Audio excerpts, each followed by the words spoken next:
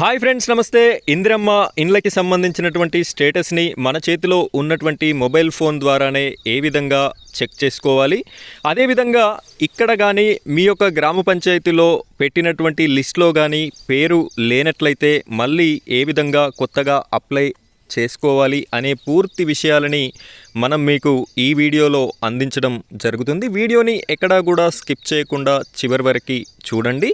అలాగే ఇంకా ఈ వీడియోని లైక్ చేయనట్టయితే లైక్ చేయండి. మొదటిసారిగా మన ఛానల్ని చూస్తున్నట్టయితే ప్రతి ఒక్కరూ సబ్స్క్రైబ్ చేసుకోండి. పక్కనున్నటువంటి బెల్ ఐకాన్ పైన ట్యాప్ చేసి ఆల్ అని సెలెక్ట్ చేసుకోండి. ఇప్పుడైతే మనం ఈ వీడియో టాపిక్లోకి వెళ్ళిపోదాం.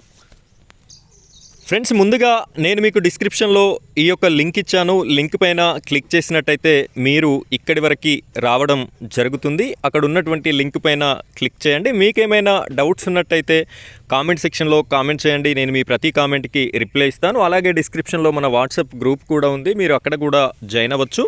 ఇప్పుడైతే మనం ఇక్కడ చూసినట్టయితే ఈ లాగిన్ పక్కన చూడండి, మోర్ అనే ఆప్షన్ ఉంది. మీరు మీ మొబైల్లో ఓపెన్ చేసినప్పుడు కొంతమందికి ఈ మోర్ అనే ఆప్షన్ ఉండకుండా ఇదే ప్లేస్లో ఒక 3 లైన్స్ కూడా ఉండేటటువంటి అవకాశం ఉంది. నేను ఇప్పుడే చెప్తున్నాను మీకు. ఇక్కడ మోర్ పైన టచ్ చేస్తున్నాను. టచ్ చేయగానే మనకి ఇక్కడ 3 ఆప్షన్స్ అనేది రావడం జరిగింది. ఇందులో సెకండ్ ఆప్షన్ చూడండి, అప్లికేషన్ సెర్చ్ అని చెప్పేసి ఉంది కదా, దీనిపైన క్లిక్ చేయండి. ఇలా క్లిక్ చేసినట్టయితే మనకి ఈ విధంగా సెర్చ్ బై అని చెప్పేసి రావడం జరిగింది. ఇక్కడ యారో మార్క్ ఉంది. ఈ యారో మార్క్ మీద జస్ట్ క్లిక్ చేసినట్టయితే మీరు మొబైల్ నెంబర్ ద్వారా సెర్చ్ చేయాలి అనుకుంటున్నారా, ఆధార్ నెంబర్ ద్వారా సెర్చ్ చేయాలి అనుకుంటున్నారా, అప్లికేషన్ ఐడి ద్వారా సెర్చ్ చేయాలి అనుకుంటున్నారా, ఎఫ్ఎస్సి కార్డు నెంబర్ ద్వారా అంటే మన రేషన్ కార్డు నెంబర్ ద్వారా సెర్చ్ చేయాలి అనుకుంటున్నారా అని చెప్పేసి అడుగుతుంది. మీ దగ్గర ఏది అందుబాటులో ఉంటే దాన్ని క్లిక్ చేసుకొని మీరు సెర్చ్ చేసుకోవచ్చు. నేనైతే మొబైల్ నెంబర్ ద్వారా చూడాలి అనుకుంటున్నాను.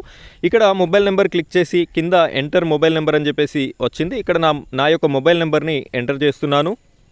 ఫ్రెండ్స్, ఇక్కడ మొబైల్ నెంబర్ని ఎంటర్ చేసి ఇక్కడ కింద గో అనే ఆప్షన్ ఉంది. ఈ గో అనే ఆప్షన్ పైన మీరు జస్ట్ ఇలా క్లిక్ చేయండి. క్లిక్ చేసినట్టయితే కిందికి స్క్రోల్ చేయండి. ఇక్కడ మీ యొక్క అప్లికేషన్ డీటెయిల్స్, మీ యొక్క దరఖాస్తు పెట్టుకున్నప్పటి అప్లికేషన్ డీటెయిల్స్ అనేది ఫుల్ డీటెయిల్స్ ఇక్కడ రావడం జరుగుతుంది. చూడొచ్చు, అప్లికేషన్ నెంబర్, మీ యొక్క అప్లికేషన్ నెంబర్ కనిపిస్తుంది. అప్లికేషన్ నేమ్ దేవులపల్లి నాగేశ్వర్ అని నా పేరు కనిపిస్తుంది. డిస్ట్రిక్ట్, మండలు, village, mobile number last 4 digits కనిపిస్తున్నాయి. అలాగే ఆధార్ నెంబర్ కూడా కనిపిస్తుంది, last 4 digits. FSC card number, నాకు రేషన్ కార్డు లేదు కాబట్టి డాష్ కనిపిస్తుంది. సర్వేయర్ నేమ్ కూడా కనిపించడం జరుగుతుంది. మన దగ్గరికి ఎవరైతే సర్వే చేయడానికి వచ్చారో వారి పేరు, వారి యొక్క ఫోన్ నెంబర్ కూడా కనిపించడం జరుగుతుంది. ఈ విధంగా మీకు ఆన్లైన్లో మీ యొక్క స్టేటస్ అనేది కనిపించాలి. ఇలా కాకుండా మీకు వేరే రకంగా రావడం కానీ, లేదు అంటే ఓపెన్ కాకపోవడం కానీ జరిగినట్టయితే మీ యొక్క సర్వే అనేది సరిగ్గా జరగనట్టు, మీరు ఈ యొక్క ఆన్లైన్ లిస్ట్లో, ఎలిజిబిలిటీ లిస్ట్లో మీ పేరు లేనట్టుగా భావించి మీరు మరలా కొత్త అప్లికేషన్ అనేది పెట్టుకోవాల్సి ఉంటుంది. ఆ అప్లికేషన్ ఏ విధంగా పెట్టుకోవాలి, అప్లికేషన్ని ఎవరికి ఇవ్వాలి అనే విషయాన్ని నేను ఇదే వీడియోలో చెప్తాను. వీడియోని కంటిన్యూ చేయండి. ఫ్రెండ్స్, ఇలాంటి మంచి వీడియోస్ మీకు రావాలి అంటే మన ఛానల్ని సబ్స్క్రైబ్ చేసుకోండి. ఇప్పుడైతే ఈ అప్లికేషన్ ఫామ్ని చూడండి. ఇందిరమ్మ ఇల్లు కొరకి దరఖాస్తు ఫామ్ని నేను మీకు చూపిస్తున్నాను. ఈ ఫామ్ కావాలి అంటే డిస్క్రిప్షన్లో గ్రూప్ ఉంటుంది, ఆ గ్రూప్లో జాయిన్ అవ్వండి. అక్కడ మీకు ఫామ్ అనేది దొరుకుతుంది. ఇక్కడ చూడొచ్చు, కుటుంబ యజమాని పేరు ఇక్కడ ఆడవాళ్ళది రాయడానికి ప్రయత్నం చేయండి. ఎందుకంటే హౌజెస్ అని వాళ్ళ పేరు మీదనే ఇస్తాము అని చెప్పేసి చెప్తున్నారు.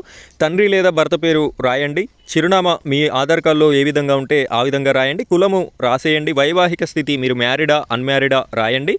ఆధార్ కార్డు నెంబరు, మీకున్నటువంటి ఆధార్ నెంబర్ని రాయండి. మొబైల్ నెంబరు, మీ యొక్క మొబైల్ నెంబర్ని రాసేసుకోండి.